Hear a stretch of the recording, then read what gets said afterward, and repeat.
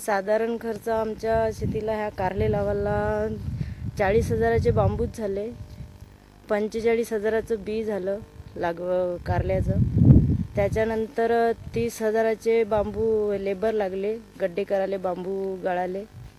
त्याच्यानंतर अर्थिंग तार लागला 10 क्विंटल बांधाले.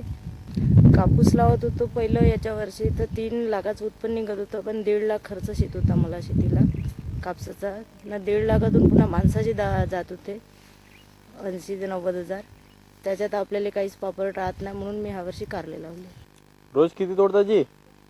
अजून तोडले नाही का? कुठे नेले का विकायला? आज नाही का तोडले.